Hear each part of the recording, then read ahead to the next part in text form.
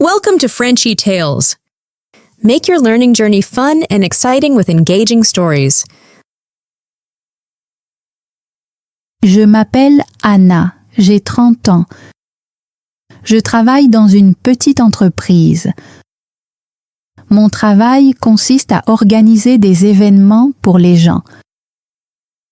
Je les aide à préparer des anniversaires, des réunions et des journées spéciales.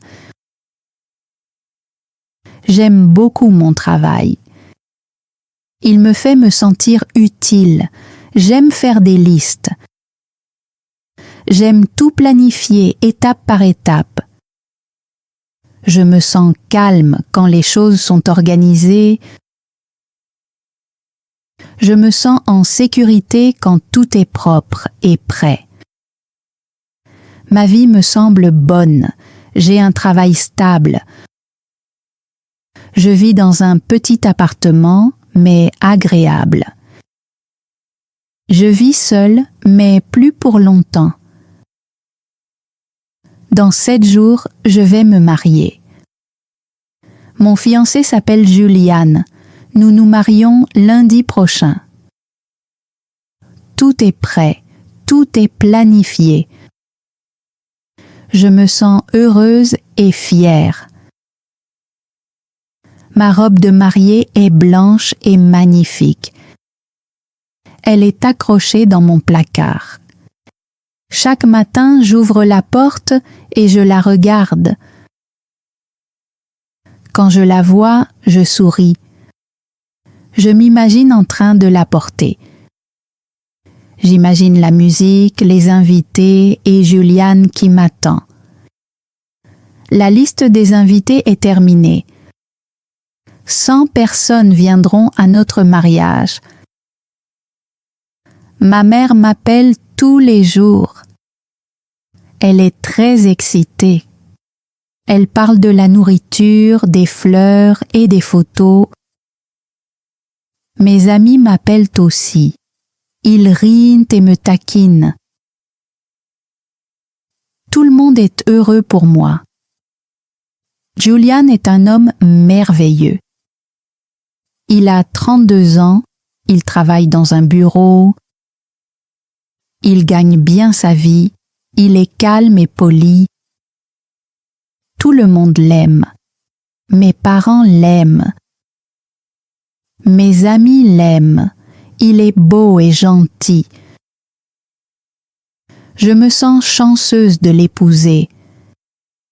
Les gens disent toujours que nous sommes un couple parfait. Nous sourions sur les photos. Nous nous tenons la main quand nous marchons dehors. Nous avons l'air heureux. Je crois que nous sommes heureux. Aujourd'hui, c'est lundi. Le mariage est lundi prochain. Plus que 7 jours. Je suis chez moi, dans mon salon. Les cadeaux de mariage sont sur la table. Beaucoup de personnes les ont déjà envoyés. Je dois écrire les noms, je dois tout organiser. J'ouvre mon carnet et je fais une nouvelle liste. J'écris lentement et soigneusement. J'écris qui a envoyé chaque cadeau et ce que c'est. Je me sens occupée, je me sens utile, je me sens heureuse. Puis mon téléphone fait un bruit. Un nouveau message arrive. Je regarde mon téléphone, il vient de Julian. Je souris avant de l'ouvrir. Je m'attends à un message doux. Peut-être qu'il me manque, peut-être qu'il est excité lui aussi. J'ouvre le message, il est très court. Je suis désolée, je ne peux pas faire ça. C'est tout. Je le lis encore. Je ne comprends pas. Je le lis une 3e fois. Mon sourire disparaît. Mes mains commencent à trembler. Mon cœur bat très vite. J'ai froid. J'ai peur. J'appelle Juliane tout de suite. Le téléphone sonne encore et encore. Pas de réponse. Puis l'appel s'arrête. Son téléphone est éteint. J'appelle encore. Toujours éteint. Je lui envoie un message. Qu'est-ce que tu veux dire? Pas de réponse. J'envoie un autre message. S'il te plaît, appelle-moi. Rien. J'envoie encore un message. Où es-tu? Aucune réponse, seulement le silence. Je regarde autour de moi dans mon appartement. Tout me paraît étrange. La pièce semble vide. Julian est parti. Il m'a quitté. Le mariage est dans 7 jours. Seulement 7 jours. Je regarde les cadeaux de mariage sur la table. Ils me semblent faux maintenant. Ils n'ont plus l'air heureux. Je regarde la porte de ma chambre. Ma robe de mariée est dans le placard. Maintenant, la robe ressemble à un souvenir triste, comme quelque chose d'une autre vie. Je ne pleure pas encore. Je reste simplement assise là. J'attends. Peut-être que Julian va appeler. Peut-être qu'il a fait une erreur.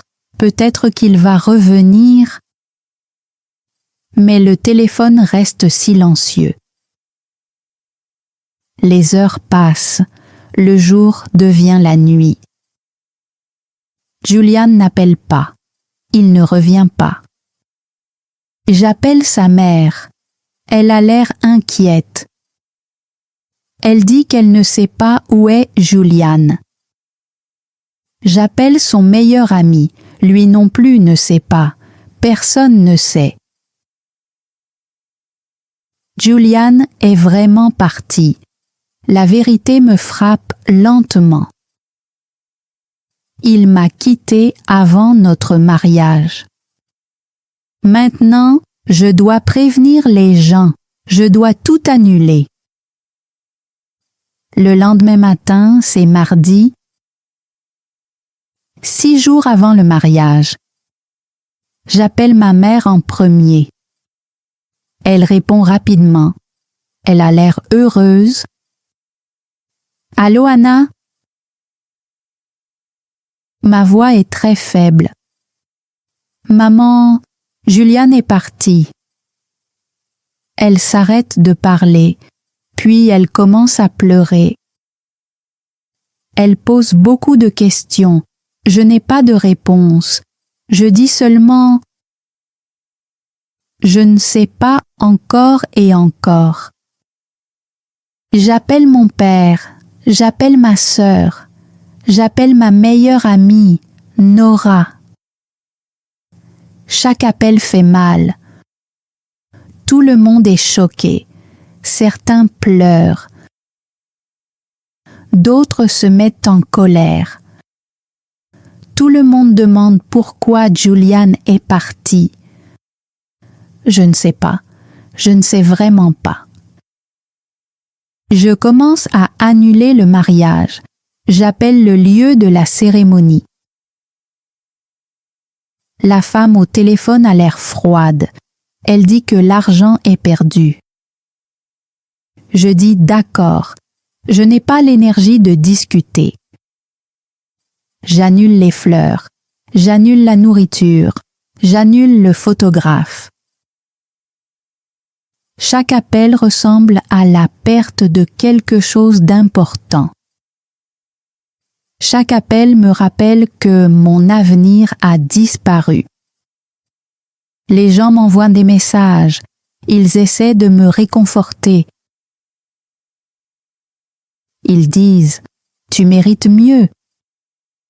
Ils disent « Tu trouveras quelqu'un d'autre ». mais je ne veux pas quelqu'un d'autre. Je veux des réponses, je veux savoir pourquoi. Les jours passent lentement. Mercredi, jeudi, vendredi. Je suis assise à mon bureau au travail. Je fixe l'écran. Je n'arrive pas à me concentrer. Ma patronne est gentille. Elle me dit de me reposer et de prendre mon temps. Je rends tous les cadeaux de mariage. Je les mets dans des cartons. J'écris de petits mots qui disent « Merci ». Chaque carton est lourd. Mon appartement me semble trop grand maintenant. Julian et moi l'avons loué ensemble. Je ne peux pas le payer seul. Je trouve un appartement plus petit. Il n'est pas beau, mais il est bon marché. Je décide de déménager. Je mets toute ma vie dans des cartons. Les vêtements, les livres, les souvenirs. La robe de mariée est toujours accrochée dans le placard. Je ne peux pas la regarder. Je la mets dans un carton et je le ferme. Le jour du déménagement est samedi. Demain devait être le jour de mon mariage. J'emménage dans le nouvel appartement. Il est petit et calme. Je m'assois par terre. La pièce est vide. Et enfin, je pleure. Je pleure jusqu'à ce que mon corps me fasse mal. Dimanche arrive. Le jour du mariage qui n'aura jamais lieu. Je reste au lit. Je ne mange pas. Je ne réponds pas à mon téléphone. Je reste seule. Ma vie parfaite a disparu. Lundi arrive. C'est le jour après mon jour de mariage. Le mariage qui n'a jamais eu lieu. Je me réveille tôt. Je sors du lit. Je m'habille. Je vais au travail. Mon corps bouge, mais mon cœur ne bouge pas. Au travail, les gens me regardent. Ils sont polis. Ils parlent doucement. Leurs yeux sont pleins de pitié. Je déteste ce regard. Je déteste la façon dont il me fait me sentir petite. Je ne veux pas de leur tristesse. Je ne veux pas de leur compassion. Les jours deviennent lentement des semaines. Chaque jour se ressemble. Je me réveille le matin. Je vais au travail. Je rentre chez moi le soir. Je mange un peu. Je dors un peu.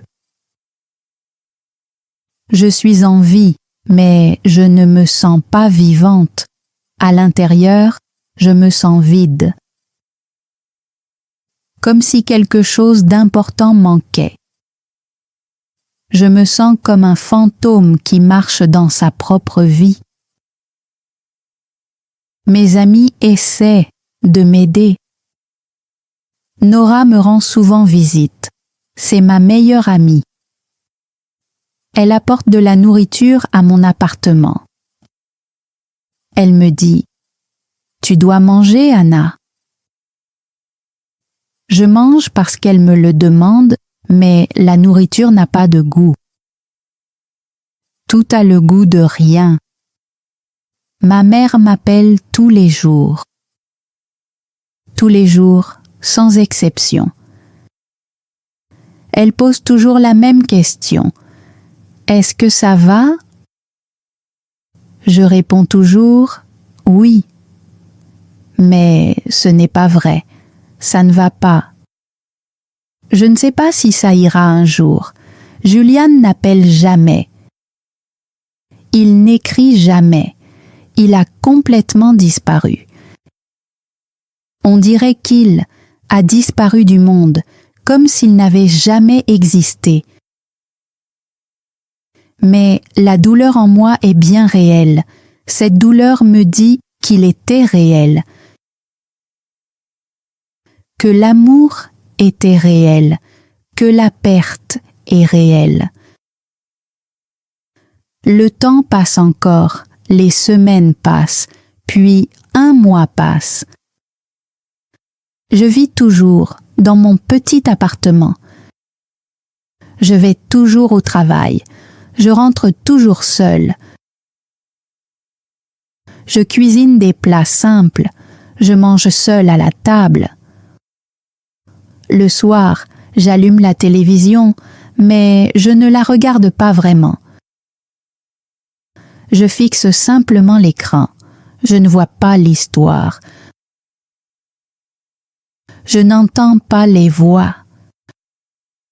Mon appartement est très silencieux. Ce silence est étrange. Il semble bruyant. Il remplit chaque pièce. Il remplit ma tête. Je ne peux pas y échapper. J'essaie de rester occupée. Je nettoie mon appartement encore et encore. J'organise mes vêtements. Je range mes livres. Je déplace des choses d'un endroit à un autre.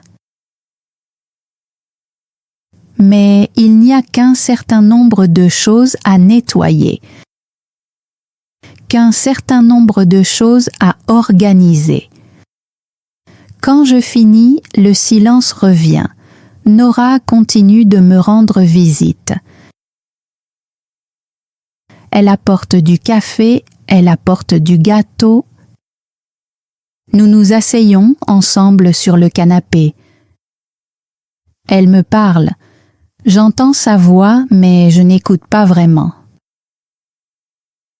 Elle dit « Ça ira, le temps aide, le temps guérit la douleur. » Je hoche la tête, je souris un peu. Mais à l'intérieur, je ne la crois pas. Comment le temps peut-il réparer ça? Comment le temps peut-il expliquer pourquoi Julian est parti? Ma sœur m'appelle chaque semaine. Elle vit loin, elle me demande « Tu veux que je vienne ?» Elle propose de prendre des congés. Je réponds « Non, ça va. » Encore un mensonge, ça ne va pas. Mais elle ne peut pas réparer ça, personne ne le peut. Ma mère m'appelle toujours tous les jours. Elle s'inquiète beaucoup, elle pose les mêmes questions. Tu as dormi? Tu as mangé? Est-ce que ça va?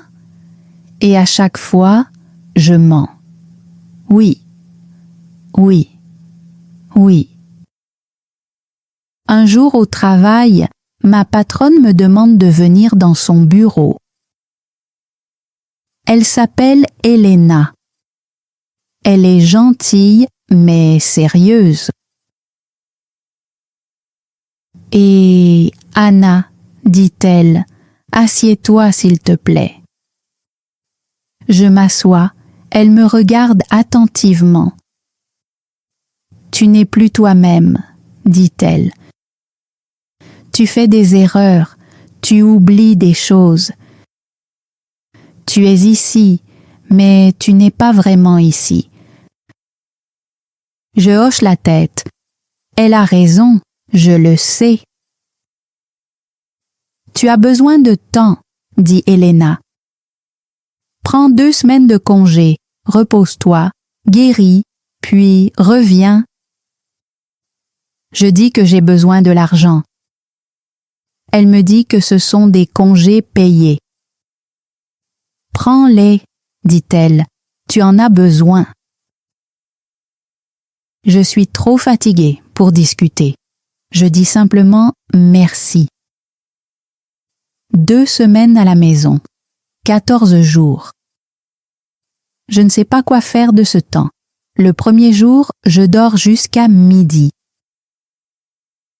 Je fais du café, je m'assois sur le canapé, je fixe le mur, le deuxième jour est pareil, puis le troisième, puis le quatrième, chaque jour est vide. Nora m'appelle. Elle dit « Sors avec moi, allons prendre un café, allons au parc. » Je dis non. Elle dit « Tu ne peux pas rester à l'intérieur pour toujours. » Je dis que je vais essayer. Le lendemain, elle vient à mon appartement. Elle frappe à la porte. J'ouvre. Elle me regarde et soupire. « Tu as besoin d'une douche, de vêtements propres, maintenant. » Je l'écoute. Je prends une douche, je mets des vêtements propres. Je me sens un peu mieux, juste un peu. Elle m'emmène dans un café. Nous nous asseyons dehors. Le soleil est chaud. Les gens passent, ils rient, ils parlent, ils ont l'air heureux. Je me demande comment ils peuvent sourire. Le monde me semble brisé. « Bois ton café », dit Nora. Je le bois. Il est bon, mais je le goûte à peine. « Julian est parti, dit-elle doucement. Tu dois avancer. » Je sais, dis-je. Mais comment? Un petit pas à la fois, dit-elle. Je hoche la tête. Mais à l'intérieur, je ne sais toujours pas par où commencer. Les jours passent lentement. J'essaie de faire de petites choses. Des choses simples. Je sors faire de courtes promenades. Je vais au magasin, j'achète de la nourriture. Je cuisine, je mange, je dors, j'existe. Mais je ne vis pas vraiment, pas encore. La vie me semble loin, comme quelque chose que je peux voir, mais que je ne peux pas toucher. Un après-midi, je nettoie mon appartement. Je dépoussière les étagères, je déplace les objets avec soin. Sur une étagère, je vois la vieille montre de mon grand-père.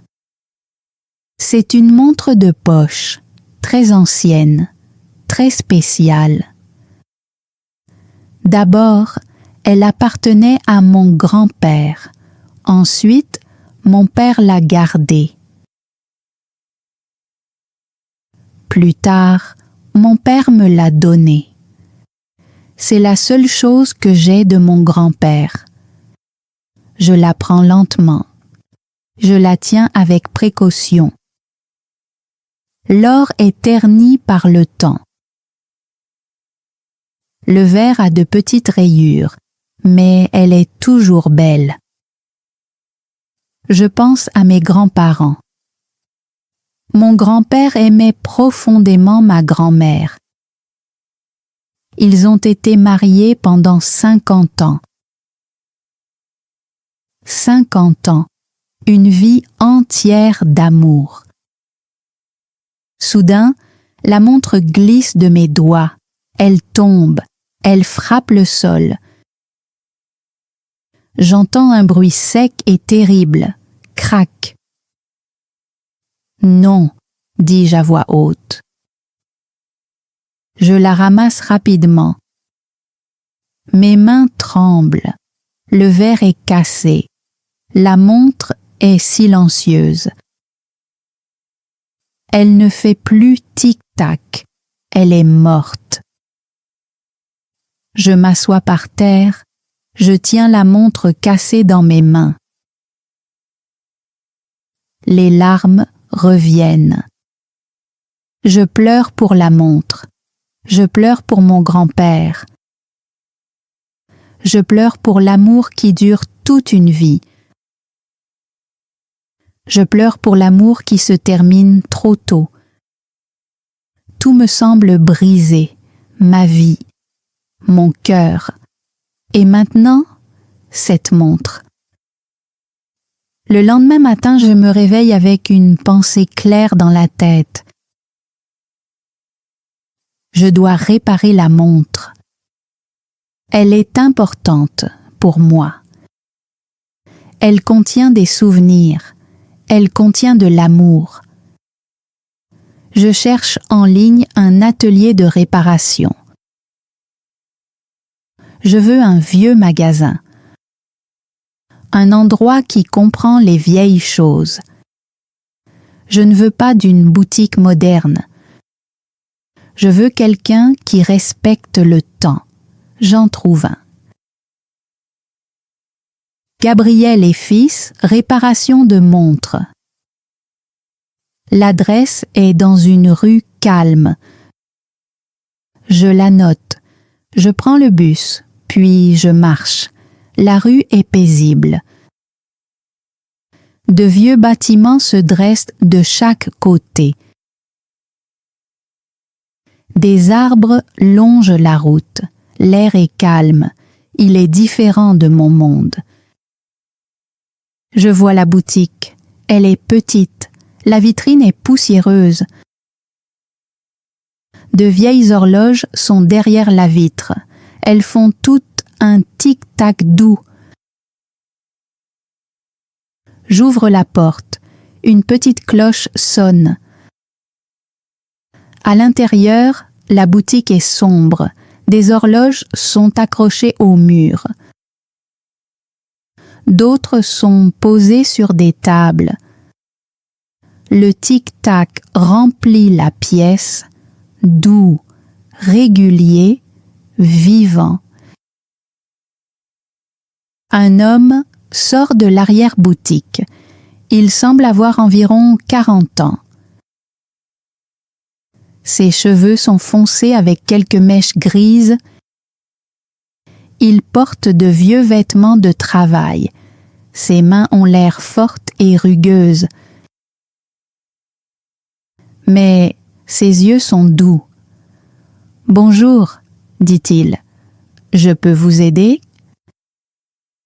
Je lui tends la montre. « Elle est cassée, dis-je. Pouvez-vous la réparer ?» Il prend la montre de mes mains. Il est très prudent.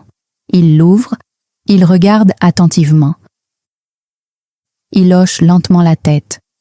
« C'est une très belle pièce, dit-il. De très bonne qualité, très ancienne. » « Je l'ai fait tomber, dis-je. Le verre s'est cassé. Maintenant, elle ne marche plus. » Il hoche la tête encore une fois. « Le verre peut être remplacé, dit-il. L'intérieur doit être vérifié. Mais elle a un bon cœur.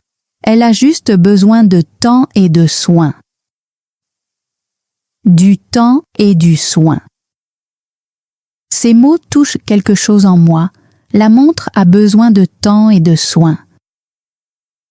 Peut-être que moi aussi. « Pouvez-vous la réparer ?» demandai-je. « Je ferai de mon mieux, dit-il. Revenez dans une semaine. » « D'accord, dis-je. Merci. Je m'appelle Gabriel, dit-il. Je m'appelle Anna, dis-je. Il sourit, un petit sourire, un vrai. Ravi de vous rencontrer, Anna. Je quitte la boutique. La rue est toujours calme, toujours paisible. En moi, quelque chose est différent, très petit, très léger. De l'espoir, juste un peu d'espoir. Une semaine passe, 7 jours. Je pense à la montre tous les jours. Je pense aussi à Gabriel, sa voix calme, ses yeux gentils. La semaine semble longue, mais elle est différente d'avant. Maintenant, j'ai quelque chose à attendre. Le samedi, je retourne à la boutique. La même rue, le même calme. J'ouvre la porte. La cloche sonne. Gabriel lève les yeux de son travail. « Anna, dit-il, bon timing, votre montre est prête. » Mon cœur bondit. « Elle marche ?» demandai-je. « Venez voir. » Il ouvre une petite boîte. À l'intérieur, il y a la montre de mon grand-père. Le verre est neuf, propre, clair. La montre fait un tic-tac doux. Tic-tac, tic, vivante de nouveau. Je la prends, je la mets près de mon oreille. Le son est magnifique. Vous l'avez réparée, dis-je. Ma voix tremble. Oui, dit-il. Elle avait seulement besoin d'un nettoyage et d'un nouveau verre. Merci, dis-je. Merci beaucoup. Je vous en prie. Combien je vous dois? Demandai-je. Il réfléchit un moment. 50 $, dit-il. Je le regarde, surprise. Ce n'est pas beaucoup, dis-je. Il secoue la tête. Voir quelque chose d'ancien revivre fait partie du paiement, dit-il. Cette montre a une histoire et ça compte pour moi. Je ne sais pas quoi dire. Les gens ne sont pas souvent aussi gentils. Je lui donne l'argent. Merci, Gabriel. Je vous en prie, Anna. Je me tourne pour partir, puis je m'arrête. Vous réparez d'autres choses? Demandai-je. Seulement les montres et les horloges, dit-il. Les anciennes, les choses auxquelles les gens tiennent. C'est beau, dis-je. Vous sauvez de vieilles choses. Quelqu'un doit le faire, dit-il. Les vieilles choses ont des histoires. Je souris, un vrai sourire. Oui, dis-je, elles en ont. Je rentre chez moi lentement. Je tiens la montre dans ma main. Elle fait tic-tac. Elle vit. Et pour la première fois depuis de nombreuses semaines, je me sens vivante moi aussi. À la maison, je pose la montre sur mon étagère. Chaque jour, je la remonte. Chaque jour, j'écoute. Ce son me réconforte. Certaines choses peuvent être réparées. Les jours passent. Je pense souvent à Gabriel. Je veux retourner à la boutique, mais je n'ai pas de raison. Puis, une idée me vient. Je devrais le remercier correctement. Je fais des cookies, de simples cookies aux pépites de chocolat. Le samedi suivant, je retourne à la boutique avec une petite boîte. J'ouvre la porte, la cloche sonne. Gabriel lève les yeux. « La montre va bien ?» demande-t-il. « Oui » dis-je rapidement. « Elle est parfaite. Je suis venue pour dire merci. » Je lui tends la boîte. Je les ai faits moi-même. Il l'ouvre et sourit. Des cookies? Dit-il. Merci. Vous en prenez un avec moi? Demande-t-il. D'accord. Nous mangeons ensemble. Les cookies sont chauds. Bons cookies, dit-il. Nous parlons de petites choses. Le temps, la rue, sa boutique. Il me dit qu'il a appris ce métier avec son père. C'est beau, dis-je. Oui, dit-il, mais je suis le dernier, je n'ai pas d'enfant. Quand vous ne serez plus là, la boutique disparaîtra aussi, dis-je doucement. Il hausse les épaules. Tout finit un jour, dit-il. Mais tant que je suis là, je répare ce que je peux. J'aime sa façon de penser. Il accepte la vie. Avant que je parte, il dit « Revenez quand vous voulez, vous êtes toujours la bienvenue. » Je reviens. La semaine suivante et la semaine d'après. Parfois, j'apporte du café, parfois des pâtisseries. Nous parlons. Il ne me demande jamais mon passé. Il me laisse être qui je suis. Un jour, il me montre comment fonctionne une montre à l'intérieur. De minuscules engrenages, de petits ressorts, tout bouge ensemble. C'est comme de la magie, dis-je. C'est comme la vie, dit-il. Beaucoup de petites parties qui travaillent ensemble. Si une se casse, tout s'arrête. Mais si on la répare, la vie recommence à avancer. Je le regarde. Je sais qu'il parle de plus que de montre. Je souris. Pour l'instant, c'est suffisant. Cette boutique calme, cet homme gentil, cette guérison lente. Et pour la première fois depuis longtemps, je n'ai pas peur de demain. Les semaines deviennent lentement des mois. Je vais souvent dans la boutique de Gabriel maintenant. J'apporte du café. Parfois, j'apporte le déjeuner, mais la vérité est simple. Je veux juste le voir, je veux lui parler. Je veux m'asseoir dans cet endroit calme avec lui. Nous parlons de beaucoup de choses. Les livres sont notre sujet préféré. Gabriel aime les vieux livres d'histoire. Il aime les histoires du passé. Moi, j'aime les romans sur les gens et les sentiments.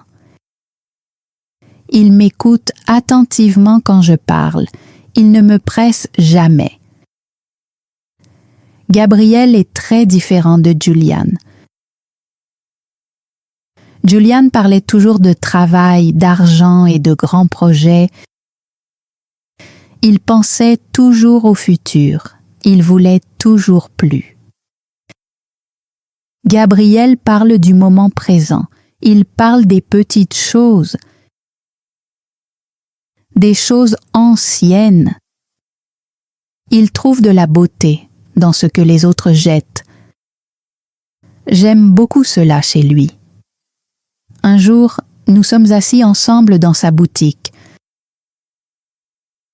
Les horloges font un tic-tac doux autour de nous. « Tu sembles différente, » dit-il. « Plus heureuse. »« Je suis différente, » dis-je. « Venir ici m'aide, te parler m'aide. » Il hoche la tête, puis il dit « Mais tu as besoin de quelque chose juste pour toi. Quelque chose que tu fais seulement pour toi. quelque chose de vivant et qui grandit. Je réfléchis, mais je n'ai pas la réponse. Essaie des choses, dit-il. Tu trouveras. À la maison, je pense à ces paroles. Puis je me souviens de quelque chose d'autrefois. J'aimais les plantes, les fleurs, regarder les choses pousser. J'ai arrêté parce que j'étais trop occupée avec Julian. Mon appartement a un petit balcon. Je vais dans un magasin de jardinage, j'achète des pots, de la terre et des graines. Je les plante avec soin, je les arrose, j'attends. Les jours passent, de petites feuilles vertes apparaissent, minuscules mais vivantes. Je me sens excitée. Je les regarde tous les jours, je m'en occupe. Elles grandissent lentement, et moi aussi. Je parle de mes plantes à Gabriel. Il sourit. Les plantes apprennent la patience, dit-il. Elles l'apprennent vraiment. Bientôt, Gabriel et moi passons aussi du temps en dehors de la boutique. Nous buvons du café dans des cafés. Nous marchons dans le parc, nous visitons la bibliothèque. Tout est simple, sans pression, sans projet, juste du temps ensemble. Un jour d'automne, nous sommes assis sur un banc dans le parc. Des feuilles rouges et dorées tombent autour de nous. « Est-ce que ton ancienne vie te manque ?» me demande-t-il. Je réfléchis attentivement. « Non, dis-je. » Cette vie semblait parfaite, mais elle n'était pas la mienne. « Que veux-tu dire ?» demande-t-il. « Je vivais le rêve de quelqu'un d'autre, dis-je. Maintenant, ma vie est plus petite, mais elle est réelle. Elle est à moi. » Il hoche la tête. « C'est ce qui compte, » dit-il. Nous restons assis en silence. Le silence est chaleureux. Et pour la première fois, le silence ressemble à la paix. Les mois passent tranquillement. Mes plantes grandissent, plus hautes et plus fortes. Mes plants de tomates donnent des fruits rouges et mûrs. Je les cueille avec soin, je les mange frais. Ils ont un goût sucré et vrai. Je me sens fière. Je retourne au travail. Je me sens de nouveau concentrée. J'écoute. Je pense clairement. Je suis vraiment présente. Ma patronne, Elena, le remarque. « Tu es revenue, » dit-elle avec un sourire. « La vraie toi. »« Oui, » dis-je. « Merci de m'avoir laissé du temps. » Un soir, je suis dans la boutique de Gabriel. Il est tard. Il ferme pour la journée. Nous avons travaillé côte à côte. Cela semble naturel, facile. Il prépare du thé. Nous nous asseyons en silence. Les horloges font un léger tic-tac autour de nous. « J'ai quelque chose pour toi, » dit Gabriel. Il me donne une petite boîte. Je l'ouvre lentement. À l'intérieur, il y a une toute petite horloge ancienne. Elle est magnifique. De petites fleurs sont peintes dessus. Elle est très belle, dis-je. Elle m'a fait penser à toi, dit-il. Douce mais forte, simple mais pleine de sens. Mon cœur se réchauffe. Merci, dis-je. Je l'adore. Nous nous regardons. Aucun mot n'est nécessaire. Je réalise quelque chose d'important. Je souris, un vrai sourire. Du plus profond de moi, je suis heureuse. Pas parce que ma vie est parfaite, pas parce que j'ai un grand plan, mais à cause de ce moment. Cette boutique calme, cet homme gentil, cette vie simple. Je ne suis plus la femme qui a quitté sa vie avant son mariage. Je suis simplement Anna, et cela suffit. À la maison, mon petit appartement est chaleureux. Mes plantes se reposent sur le balcon. Mes livres sont sur l'étagère. La petite horloge fait doucement tic-tac. C'est chez moi. C'est ma vie. Elle n'est pas parfaite, mais elle est réelle et elle est belle. Je comprends quelque chose maintenant. Le bonheur n'est pas un plan parfait ou une journée parfaite. Le bonheur, ce sont de nombreux petits moments. Une tasse de thé, une promenade dans le parc, quelqu'un qui te voit et t'accepte. 6 mois passent, l'hiver arrive, puis le printemps revient.